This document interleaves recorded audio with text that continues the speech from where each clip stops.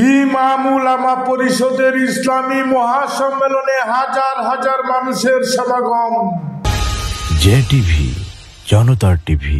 ময়মনসিংহ জেলার নান্দাইল উপজেলার 11 নং খাল ইউনিয়ন ইমাম উলামা পরিষদের উদ্যোগে 2 দিনব্যাপী ইসলামী মহাসম্মেলনের আজ প্রথম দিনে হাজার হাজার মুসল্লির সমাগম ঘটে। আজ 25শে জানুয়ারি 2025 রোজ শনিবার দেওয়ানগঞ্জ ইসলামিয়া উচ্চ বিদ্যালয় মাঠে এই ঐতিহাসিক ইসলামী মহাসম্মেলন অনুষ্ঠিত হয়। উক্ত ইসলামী মাহফিলে প্রধান বক্তা হিসেবে বয়ান পেশ করেন শাইখুল হাদিস মুফতি হাসান জামিল সাহেব। উপায় কি? আওয়াজ আসবে, আওয়াজ। এখন কান্না করার কোনো ফায়দা নাই। পরীক্ষার রেজাল্ট বের হওয়ার পর কান্নাকাটি করলে রেজাল্টের পরিবর্তন হয় না। কান্নার সুযোগ ছিল দুনিয়ায়, তখন তো করেছ হাসি তামাশা। এখন কান্না করে লাভ নাই। আযাবের ফেরেশতাদেরকে আল্লাহ হুকুম করবেন, খুযুহু ফাগুল্লু সুম্মাল জাহিমা সাল্লু। এগুলোর ধর বেরি পড়া, তাই না হচ্ছে না জাহান্নামে ফেলায়া দেয়। কেমনি পেঁচাবে? পরের আয়াতটা পড়ি আর কলিজা মুচক দেয়। কেমনি পেঁচাবে? বলে সুম্মা ফি সিলসিলাতিন যারউহা ৭০ যিরান ফাসলুকু।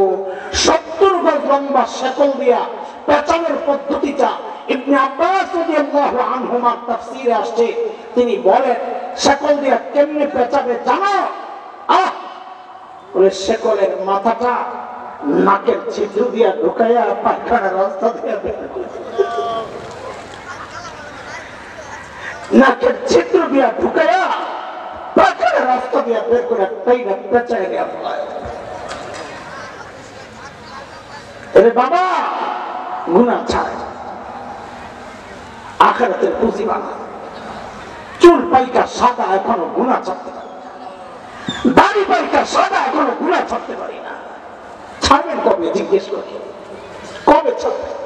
আর কত থামেন নাই? এর যুবক, তুমি এমনটা ভেবো না তোমারও চুল পাকবে, দাড়ি পাকবে, সুযোগ পাবা আখিরাতের পুঁজি বানানোর। না না, যাওয়ার কোন সিরিয়াল নাই। কখন কার ডাক চলে আসে কে জানে। আরে কত বাবাকে দেখছি সন্তানের লাশ কাঁধে নিয়ে যাইতেছে। আর কে জানে এই মজলিসে এমন কেউ থাকতে পারে, তার খবর নাই, নিশ্চিন্তে বসে আছে এখানে, কিন্তু তার কাফনের কাপড়টা চলে আসছে দোকানে। আরে কে জানে কালকে খবর পাইতে পারে বয়ান করে গেল মাওলানা হাসান জামিল তো দুনিয়ায় চলে গেছে। কখন কার ডাক চলে আসে। হেরে যুবক, হেরে যুবক, আমার কথাগুলো যদি তোকে হৃদয় টাচ না করে, নাও করতে পারে, আমি নিজেই তো পাপী বলেছি শুরুতে, আমি এর চেয়ে ভালো করে বুঝানোর ক্ষমতা আমার নাই। শেষ একটা চেষ্টা আমি করে দেখতে পারি যদি তোরা চাস। কি সেটা? আমি বলি কি, তোরা আমার সামনে আয়, আমার সামনে আয়, তোদের পাগুলো আমার সামনে মেলে দে। আমি ওই পাগুলারে জড়াইয়া ধইরা বসা বসা সারা রাত কান্না করি, তব তোরা গুনাহ ছেড়ে দে, গুনাহ ছেড়ে দে বাবা, গুনাহ ছেড়ে দে। আর এই গুনাহওয়ালা চোখগুলা নিয়ে মালিকের সামনে কেমনে দাঁড়াবো বলেন? হ্যাঁ, এই গুনাহওয়ালা কান নিয়ে মালিকের সামনে কেমনে দাঁড়াবো বলেন? সূরা হামিম আস-সাজদা 24 নম্বর পারা 20, 21, 22 নম্বর আয়াতগুলো পড়ে দেখেন। যখন এই চোখ, এই কান, এই চামড়া আমার বিরুদ্ধে আল্লাহর আদালতে সাক্ষী দিবে। হাত্তা ইযা মা জাউহা শাহিদা আলাইহিম সামউহুম ওয়া আবসারুহুম ওয়া জুলুদুহুম বিমা কানু ইয়া'মালুন।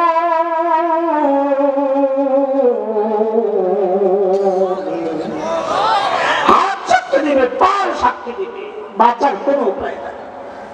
বাবা, গুনাহ ছাড়েন, অতীতের গুনার জন্য লজ্জিত হন, ভয় পাওয়া যায় না, ভয় পাওয়া যায় না, হতাশ হয়েন না, নিরাশ হয়েন না। আমি বুঝাচ্ছি উদাস হয়েন না, কিন্তু নিরাশ হইতে বলি নাই। আশার একটা জায়গা আছে আমাদের। আমাদের মালিকের একটা নাম আছে, তিনি গফফার। কি নাম? এটা আমাদের আশার শেষ ঠিকানা, আমাদের আশার শেষ ঠিকানা। তিনি গফফার। গফফার চিনেন নি আপনারা? হ্যাঁ, আরে বলেন, কথা বলেন, গফফার চিনেন? হ্যাঁ হ্যাঁ, আরে কি চিনেন আল্লাহই জানে। আরে শুনেন শুনেন, গফফার কাকে বলে শুনেন। দুনিয়ার সবাই অপরাধীকে খোঁজে শাস্তি দেওয়ার জন্য, এমনকি বাবা মা ও সন্তানকে শাস্তি দেওয়ার জন্য খোঁজেন অপরাধ করলে। আর গফফার ওই মালিক যিনি অপরাধীকে খুঁজেন মাফ করার জন্য। প্রতি রাতের শেষ রাতে এসে ডাকতে থাকেন, আলামিন মুস্তাগফিরিন, কে কে গুনাহ করছো আসো মাফ চাও, আমি মাফ করে দিব। বান্দার পক্ষ থেকে যদি প্রশ্ন আসে মাফ করবেন কত, তো গফফারের পক্ষ থেকে জবাব আসে বান্দা গুনাহ করছো যত। বলে মাফ করবেন কত, বলে গুনাহ করছো যত। বলে যত কত, বলে তোমার গুনাহ যদি সারা দুনিয়া ভরে যায়, ভাবতে ভাবতে সেই সীমানাহীন আসমান, এখন পর্যন্ত বিজ্ঞানীরা কল্পনাও করতে পারে নাই আসমান কত দূর। আল্লাহ বলেন হাদিসে কুদসি, বান্দার গুনাহ যদি সেই আসমানে যায় থাকে, আল্লাহ বলেন লা উবালি, আমার কোনো পরোয়া নাই, মাফ চাইলে আমি সাথে সাথে সব মাফ করে দেব। আরে চিৎকার করে বলেন আল্লাহু আকবার। আমি আর হযরত সাঈদ ইবনে আমির আল-জুমাহির গল্প শেষ করছি না, বুঝানোর জন্য যে সাহাবায়ে কেরাম কতটা দুনিয়া বিমুখ ছিলেন, কতটা আখিরাত মুখী ছিলেন। সাহাবীদের জীবনকে অনুসরণ করব ইনশাআল্লাহ। আল্লাহ আমাকে বলছেন, বান্দা আমার ভয়ে গুনাহ ছেড়ে দাও আর আখিরাতের পুঁজি বানাও। মায়া করে করে আমাকে আপনাকে প্রতিনিয়ত আল্লাহ এভাবেই বলছেন কি, ইয়া আইয়ুহাল্লাযীনা আমানুত্তাকুল্লাহ ওয়ালতানজুর নাফসুম মা কদ্দামাত লিগাদ ওয়াত্তাকুল্লাহ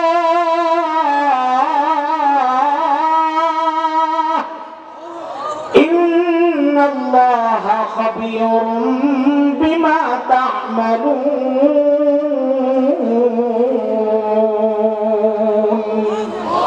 আল্লাহ আমাদের সবাইকে আখিরাতের ভয়ে গুনাহ ছেড়ে দেওয়ার তৌফিক দান করেন, অতীতের সমস্ত গুনাহ খাতা মাফ করে দেন। যেই পুঁজি, যেই পরিমাণ পুঁজি, যেই কোয়ালিটির পুঁজি হইলে সামনে দিয়া যায় আখিরাতে জান্নাতে চলে যেতে পারবো, আল্লাহ আমাদের সবাইকে ওই রকম পুঁজি সমৃদ্ধ করে দুনিয়া থেকে যাওয়ার তৌফিক দান করেন, আমিন।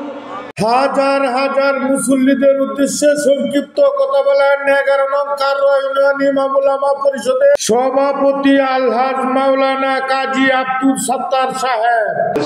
হযরতের মুখ থেকে, হযরত অনেক ব্যস্ত মানুষ আমাদেরকে সময় দিয়েছেন, এই জন্য মাহফিল কমিটির পক্ষ থেকে মোবারকবাদ জানাই।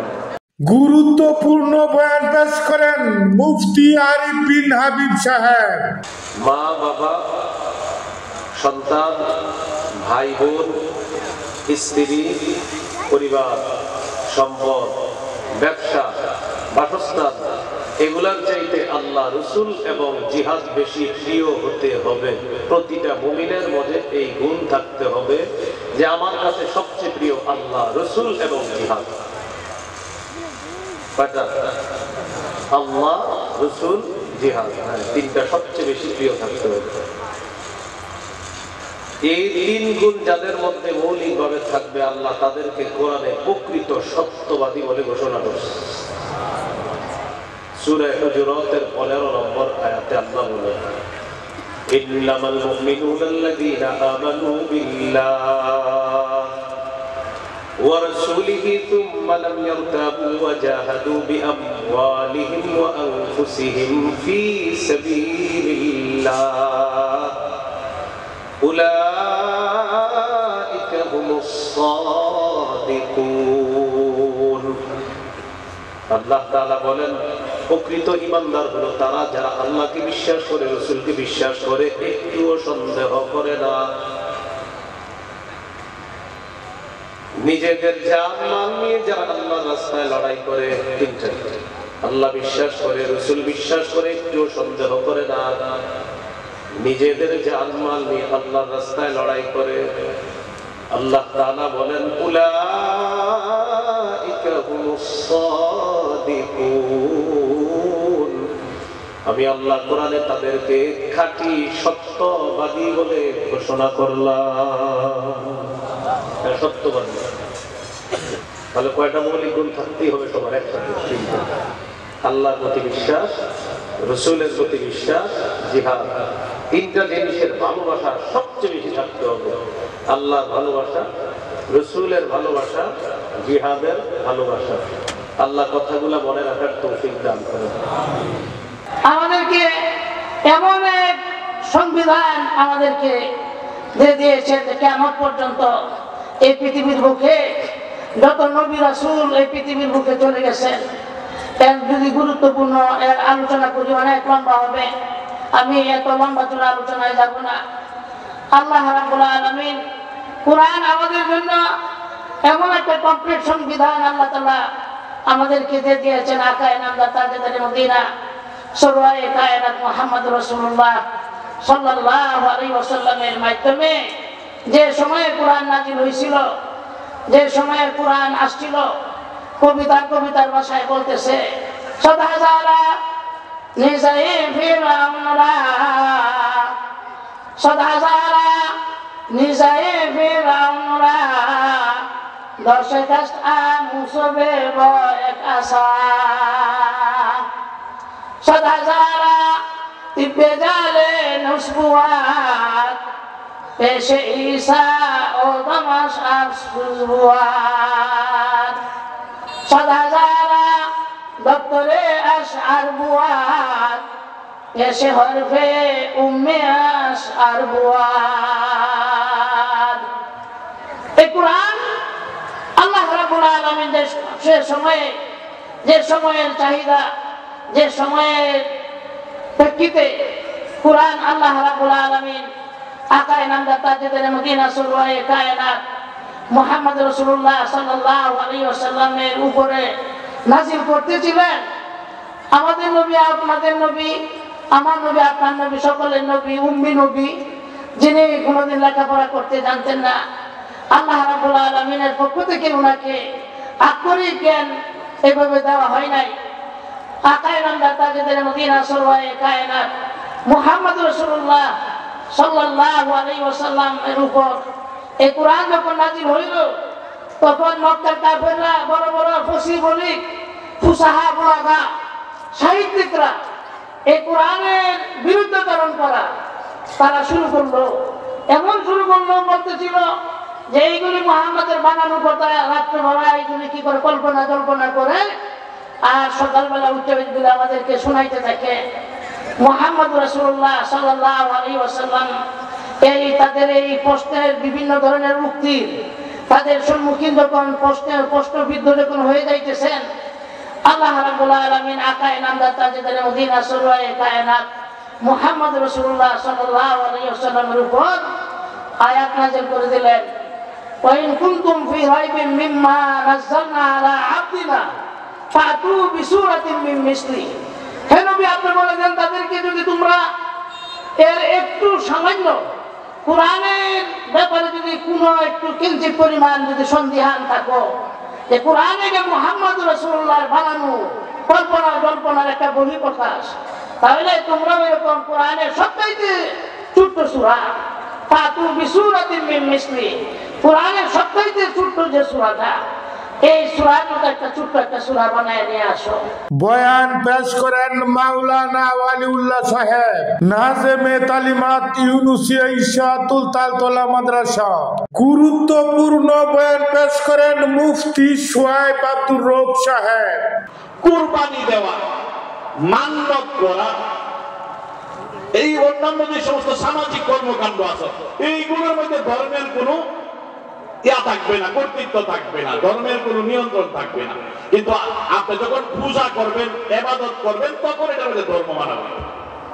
এইভাবে তারা এসে একটা সন্ধি প্রস্তাব, একটা মীমাংসা প্রস্তাব আনবে যে আপনারটাও আমরা মানলাম, আপনারা আমরাটা মান্য নিবেন। এরকম ভাবে আপনি যে ধর্মীয় আচার অনুষ্ঠানের কথা বলেন, এগুলো আমরা পালন করব, নামাজও পড়বাম, রোজাও রাখবাম, এগুলি করবাম। কিন্তু সামাজিক যে বিষয় আছে, বিচার আচারের বিষয় আছে, এইগুলোর মধ্যে আমাদেরকে কর্তৃত্ব দিবেন। এটা ধর্মের বিষয় না, ধর্মের নাক গলানোর বিষয় না। এরকম করে প্রস্তাব দিয়েছিল নবী করিম সাল্লাল্লাহু আলাইহি ওয়াসাল্লাম। এই প্রস্তাবের কোনো উত্তর দেন না। ইতিমধ্যেই আল্লাহ পাক উত্তর দিয়ে আয়াত নাযিল করলেন, কুল ইন্নানি হাদানি ইলা সিরাতিম মুস্তাকিম দীনান কিয়ামান মিল্লাতা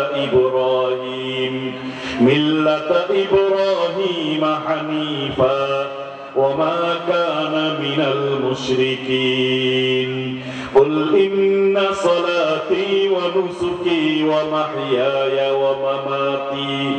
ومماتي لله رب العالمين। তাদের এই প্রস্তাবের বিপরীতে আল্লাহ পাক একাধারে পাশাপাশি তিনটি আয়াত নাযিল করে দিলেন। কুল ইন্নানি, নবী আপনার কাছে প্রস্তাব নিয়ে আসছে জীবনটাকে খণ্ডিত করার ব্যাপারে, ভাগাভাগি করে নেওয়ার ব্যাপারে। কিছু অংশ তারা নিয়ন্ত্রণ করবে আর কিছু অংশ ধর্মে নিয়ন্ত্রণ করবে, এরকম একটা কম্প্রোমাইজ করার জন্য, এমন একটা মীমাংসা করার জন্য আপনার কাছে প্রস্তাব নিয়ে আসছে। কুল, তাদেরকে জানিয়ে দিন, তাদের প্রস্তাবের প্রতি উত্তরে তাদেরকে বলে দিন, ইন্নানি হাদানি ইলা সিরাতিম মুস্তাকিম। না, তোমাদের এই প্রস্তাব পশ্চিমকালেও গ্রহণযোগ্য নয়। আমাকে আল্লাহ রাব্বুল আলামিন একটা সিরাতে মুস্তাকিম, সরল পথ দেখিয়েছেন। দীনান কিয়ামান মিল্লাতা ইব্রাহিম হানিফাও ওয়া মা আনা মিনাল মুশরিকিন, একটা সরল সুন্দর সত্য রাজপথ, দিনের জীবন আদর্শ হিসাবে ইব্রাহিম আলাইহিস সালাতু ওয়াস সালাম যেই পথের অনুসারী ছিলেন, হানিফা, অন্য সমস্ত মতবাদকে যেখানে প্রত্যাখ্যান করা হয়, ওমা আনা মিনাল মুশরিকিন, আর তোমরার প্রস্তাব মাইন্না আমি মুশরিক হইতে রাজি না। কুল ইন্না সালাতি ওয়া নুসুকি ওয়া মাহইয়ায়া ওয়া মামাতি লিল্লাহি রাব্বিল আলামিন। নবী, আপনি দ্ব্যর্থহীন ভাবে ঘোষণা দিয়ে দেন, সত্যভাবে তাদেরকে জানিয়ে দেন, যেরকম ভাবে ইন্না সালাতি, আমার নামাজ, ওয়া নুসুকি, আমার কুরবানি, ওয়া মাহইয়ায়া, আমার পুরো জীবন, আমার পুরো জীবন, যেখানে আমার ধর্মীয় কর্মকাণ্ড আছে, যেখানে আমার ভোট আছে, যেখানে আমার রাজনীতি আছে, যেখানে আমার পেশা আছে, যেখানে আমার ব্যবসা বাণিজ্য আছে, এই আমার যেখানে আমার বিবাহের অনুষ্ঠানাদি আছে, যেখানে আমার পহেলা বৈশাখ আছে, এই সব কিছু মামাতি, এবং আমার মৃত্যু, আমার জীবন, আমার মৃত্যুর প্রত্যেকটা সেকেন্ড, প্রত্যেকটা মুহূর্ত লিল্লাহি রাব্বিল আলামিন, একমাত্র মহান রব্বুল আলামিনের পরে নিয়োজিত, তার বিধানেই পুরোটা বিষয় চলাইতে হবে। তাহলে এখানে ইসলাম আমাকে একটা বিশেষ ডাক দিয়েছে যে আমার জীবনের কোনো একটা অংশ, আমার জীবনের কোনো একটা পার্ট, আমার জীবনের কোনো একটা মুহূর্ত অন্য কোনো আদর্শের দ্বারাতে পরিচালনা করা যাবে না। চাই সেই মুহূর্তটা ভোট দেওয়ার সাথে হোক, চাই সেই মুহূর্তটা রোজা রাখার সাথে হোক, চাই সেই মুহূর্তটা ব্যবসা বাণিজ্যের সাথে হোক, চাই সেই মুহূর্তটা হজের সাথে হোক, চাই সেই মুহূর্তটা বিচার কার্য পরিচালনার সাথে হোক, চাই সেই মুহূর্তটা আল্লাহর রাস্তায় জীবন দেওয়ার সাথে হোক, প্রত্যেকটা কাজ একমাত্র কোরআন হাদিসের নির্দেশনা মতে আমাকে পরিচালনা করতে হবে। তবেই যে আমি মুসলমান হব, তবেই যে আমার ঈমান গ্রহণযোগ্য হবে, তবেই যে আমার ঈমান সত্যিকার রাহুমুক্ত, জীবাণুমুক্ত হবে। হাজার হাজার মুসল্লিদের উদ্দেশ্যে গুরুত্বপূর্ণ বয়ান পেশ করেন মুফতি নুমান কাশেমি সাহেব। আর্জেন্টিনা জার্মানি ফুটবল খেলা হয়েছিল 2-3 বার আগে। আর্জেন্টিনা আর জার্মানি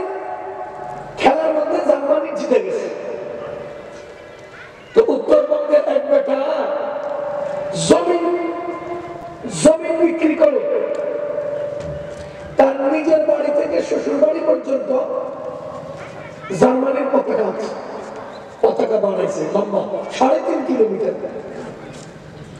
এবার বলেন তো, সে টাকাও খরচ করলো, জমিনও বিক্রি করলো, জার্মানির পতাকাও লাগাইলো, জার্মানিওয়ালারা ওর সাথে দেখা করছে, বেড়ার কপাল খুলে গেছে। যদি না দেখা করতো আর কি উঠে বুঝেন নাই? আমি আমার আল্লাহকে মহব্বত করি করি করি করি করি, রাসূলকে মহব্বত করি করি, জীবন ভর চিৎকার দিয়ে বললাম, অথচ আল্লাহ আমাকে মহব্বত করেন বললেন না, তো আমার এই চিৎকারের কি লাভ? যারা আমার সুন্নতকে মহব্বত করে, আহাব্বা সুন্নতি, যারা আমার সুন্নতকে মহব্বত করে, এর অর্থ সুন্নতকে মহব্বত করা নয়, এর অর্থ হলো সুন্নতকে কাজে কর্মে বাস্তবায়ন করা। বলেন, সুন্নতকে মহব্বত করার অর্থ কি? কাজে কর্মে বাস্তবায়ন করা। নাকি ওই যে জার্মানির পতাকার মতো নিজের বাড়ি থেকে শ্বশুর বাড়ি পর্যন্ত লম্বা পতাকার মধ্যে সুন্নত লিখলে সুন্নতের মহব্বত হয়ে যাবে? না কপালের মধ্যে সুন্নত লেখা রেলি করলে সুন্নতের মহব্বত হয়ে যাবে? নাকি বুকের মধ্যে ওই নৌকা মার্কা, দাড়ি শেষ মার্কা, হাত পাখা মার্কা, দাড়ি পাল্লা মার্কা, লাঙ্গল মার্কা, এরকম ছাপ দিয়া গেঞ্জি আর কোপ্তা গায়ে দিয়া রাস্তায় রাস্তায় হাঁটলে সুন্নত সুন্নত লেখা রাস্তায় হাঁটলে সুন্নতের মহব্বত হয়ে যাবে? কি নাকি নাকি কাগজের মধ্যে সুন্নত লেখা দুইয়া দুইয়া খাইলে সুন্নত মহব্বত হয়ে যাবে? কি মান আহাব্বা সুন্নতি, নবীজি বলেন, যে আমার সুন্নতকে কাজে কর্মে অনুসরণ করলো, ফাকাদ আহাব্বানি, সেই আমাকে মহব্বত করলো। ও মুসলমান, নবীজিকে মহব্বত করলে, নবীজির সুন্নত পালন করলে আমার আপনার কি কি ফায়দা হবে? আখিরাতের ফায়দাগুলো আগে বলি, দুনিয়ার ফায়দাগুলো একটু পরে বলছি। আমার আল্লাহ আমারে 2টা পুরস্কার দিবেন, আমাদের রাসূল আমাদেরকে বড় বড় 2টা পুরস্কার দিবেন। আল্লাহ পুরস্কার দিবেন, ইউহিব্বুকুমুল্লাহ, তোমাদেরকে আল্লাহ ভালোবেসে দিবেন, ওয়া ইয়াগফির লাকুম যুনুবাকুম, এবং মাগফিরাত দিয়ে দিবেন। বলেন, আল্লাহ 2টা পুরস্কার দিবেন, 1 নাম্বার মহব্বত দিবেন, 2 নাম্বার মাগফিরাত দিবেন। 1 নাম্বার, 2 নাম্বার মাগফিরাত দিবেন। আমাদের নবীজি আমাদেরকে 2টা পুরস্কার দিবেন, একটা কিয়ামতের ময়দানে আর একটা জান্নাতে। নবীজি বলেন, যে ব্যক্তি আমাকে কাজে কর্মে অনুসরণ করবে, যে ব্যক্তি আমার সুন্নতকে অনুসরণ করবে, হাসরের ময়দানে আমি নিজের হাতে আমার ওই উম্মতকে হাউজে কাউসারের পানি পান করাবো। নবীজি বলেন, ও উম্মত শোনো, যদি আমার হাত থেকে 1 ঢোক পানি তুমি গিলতে পারো, তুমি তো জান্নাতে যাবেই যাবে। জান্নাতে যাওয়ার আগ পর্যন্ত তোমার আর পানির পিপাসা হবে না। কিয়ামতের ময়দানে 1 নাম্বার পুরস্কার কি দিবেন? হাউজে কাউসার। বলেন, কি দিবেন? আর জান্নাতে যাওয়ার পরে নবীজি আমাদেরকে একটা বড় পুরস্কার দিবেন। নবীজি বলেন, ওয়ামান আহাব্বানি কানা মাই ফিল জান্নাহ, ওয়ামান আহাব্বানি কানা মাই ফিল জান্নাহ। আর যে ব্যক্তি আমার সুন্নতকে অনুসরণের মাধ্যমে আমাকে মহব্বত করলো, সেই ব্যক্তি জান্নাতে আমার কাছে কাছে থাকবে। ইমাম উলামা পরিষদ 11 নং কারওয়ান শাখার 2 দিন ব্যাপী ইসলামী মাহফিলের প্রথম দিনের ইসলামী মাহফিল হাজার হাজার মানুষের উপস্থিতিতে অত্যন্ত সুন্দর ও সফলভাবে সম্পন্ন হয়।